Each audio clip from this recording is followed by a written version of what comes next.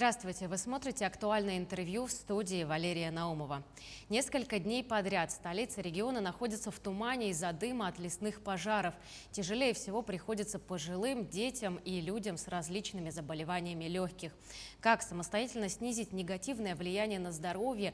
Об этом и не только нам расскажет наш сегодняшний гость Николай Ермолаев, врач-пульмонолог Якутской республиканской клинической больницы. Николай Вячеславович, здравствуйте! Здравствуйте. Расскажите, пожалуйста, насколько увеличивается количество обращений в пульмонологию в условиях задымления атмосферного воздуха?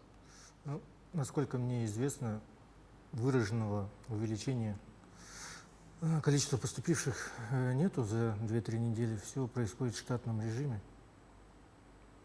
Больные поступают, но, естественно, они жалуются на одышку, допустим, на чувство першения в горле.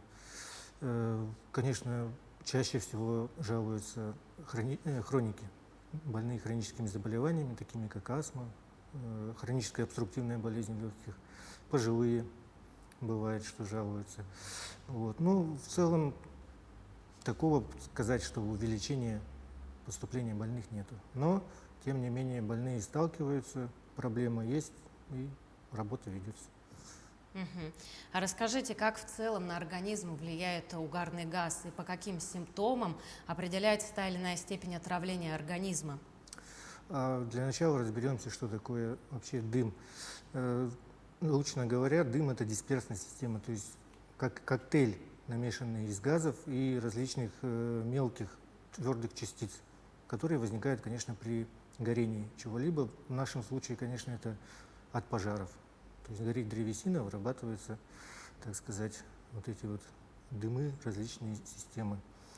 Наибольший, конечно, вред организму наносит угарный газ или монооксид углерода.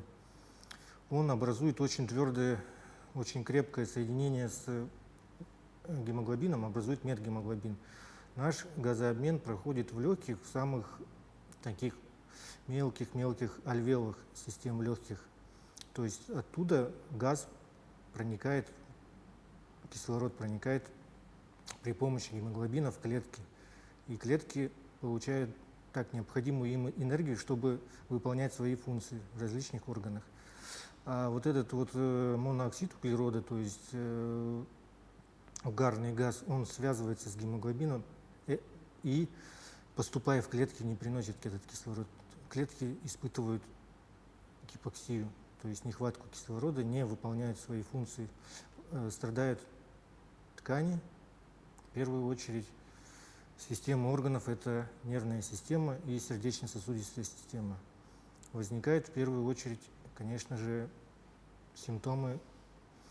первые симптомы отравления монооксидом – это головные боли и также дисфункция входящих ворот, так называемых. То есть Поясните, куда поступает вот этот инфекционный агент, конечно же, верхние дыхательные пути, глаза, начинается слезотечение, покашливание, насморк, возможно, боли при дыхании. Человек испытывает дискомфорт, но обычно редко обращает на это внимание. Часто такое бывает в плохо проветриваемых помещениях с печным отоплением. Также может быть в газифицированных, в гаражах. Очень часто бывают случаи. При дальнейшем нахождении в этом же помещении, при нарастании концентрации углекислоты, уже возникают системные, так сказать, проявления этого. Органы системы еще сильнее страдают, возникает уже изменение поведения, то есть может быть резкая усталость, сонливость, может наоборот такое гиперактивное состояние, может быть, усиливаются головные боли, возникает одышка. Один из показателей – нехватка воздуха, учащается частота сердечных сокращений и частота дыхательных движений. Организм компенсаторно пытается восполнить нехватку кислорода, начинает дышать чаще. Но так как кислорода нету, а помещение заполнено угарным газом, это, наоборот, усугубляет ситуацию. Нужно как можно быстрее, конечно же, покинуть это помещение, либо указать человеку, если он этого не понимает, что он находится в таком опасном помещении, это может нанести очень большой вред его здоровью. То есть нужно как можно скорее выйти на свежий воздух и вызвать уже бригаду скорой медицинской помощи для оказания первичной медицинской помощи. Мгм. А расскажите, каким должен быть режим вот у людей во время задымления атмосферного воздуха? Конечно, должен быть максимально щадящий, то есть нужно как можно реже выходить на улицу по возможности, ограничить контакт с задымленным воздухом. В помещениях, конечно же, рекомендуется тоже, опять же, по возможности методы кондиционирования, чтобы были кондиционеры, различные увлажнители воздуха, это в идеале. Также рекомендуют смачивать шторы, вешать на форточки марлевые повязки, если вы открываете форточки. Также рекомендовано чаще проводить влажную уборку в помещениях. После рабочего дня необходимо обязательно принимать душ, промывать верхние дыхательные пути, нос, горло, споласкивать. Также необходимо носить средства индивидуальной защиты, опять же, респираторы, маски. Это все необходимо проводить, конечно же. Мгм. А какие могут быть последствия у тех, кто длительное время находится на улице и вдыхает вот этот вот задымленный воздух и без еще защитной маски? Ну, конечно же, вот эти все вещества вредные, они при длительном нахождении в условиях вот задымленного этого, они откладываются в легких, конечно же. При длительном контакте с этими веществами доля вот этих вот веществ, которые уже осели в легких, будут вызывать в дальнейшем такие воспаления, которые в дальнейшем могут привести к хронизации. Человек будет болеть часто. Слизистая оболочка верхних дыхательных путей будет уже не так эффективно справляться со всеми этими пылями, то есть их эвакуировать из организма. И они начнут, опять же, задерживаться в организме, все большее количество, вызывать все больше и больше воспаления, человек будет болеть чаще. Начнется, опять же, хронизация органов легочной системы. В дальнейшем это все перейдет на сердечно-сосудистую систему. Начнутся уже подъемы артериального давления, то есть сердечные нарушения. Вот. Могут возникнуть дебюты бронхиальной астмы. Вот. То есть это довольно серьезная такая проблема. То есть вот этот вот урон, наносимый при таком воздухе, имеет накопительный эффект? Да, Сразу каких-то... да. При краткосрочном этом, конечно, будут изменения какие-то, опять же, тот же насморк, симптомы острого ринита, допустим, конъюнктивита, может, каких-то этих. Но при исключении, так сказать, этого раздражающего фактора, они пройдут чаще всего уже, так сказать, без последствий. Мгм. А кто тяжелее всего переносит нехватку свежего, чистого воздуха?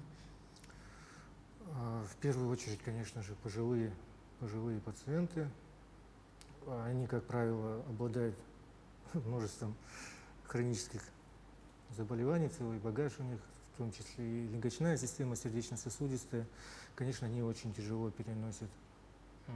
Также в зоне риска более молодые пациенты с хроническими заболеваниями, в первую очередь бронхиальной астмы. Это очень большой риск обострения бронхиальной астмы. Также много у нас сердечно-сосудистой патологии, также тоже повышение артериального давления, боли в сердце возникают. Ну и, конечно же, стоит упомянуть о беременных. Длительное нахождение в помещениях или выезды на природу могут спровоцировать такое грозное осложнение, как гипоксия плода при длительном нахождении в задымленном воздухе. Мгм. А какие меры безопасности можно соблюсти или организовать самостоятельно при задымлении атмосферного воздуха, помимо вот смачивания штор, например, не открывать окна, не выходить на улицу?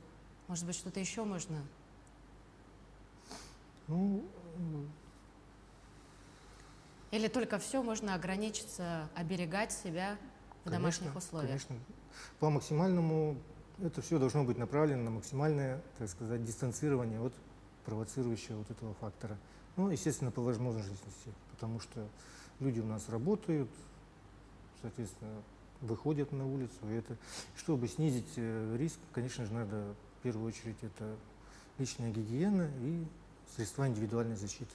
Это минимальное, что можно, но это очень эффективный, так сказать, метод.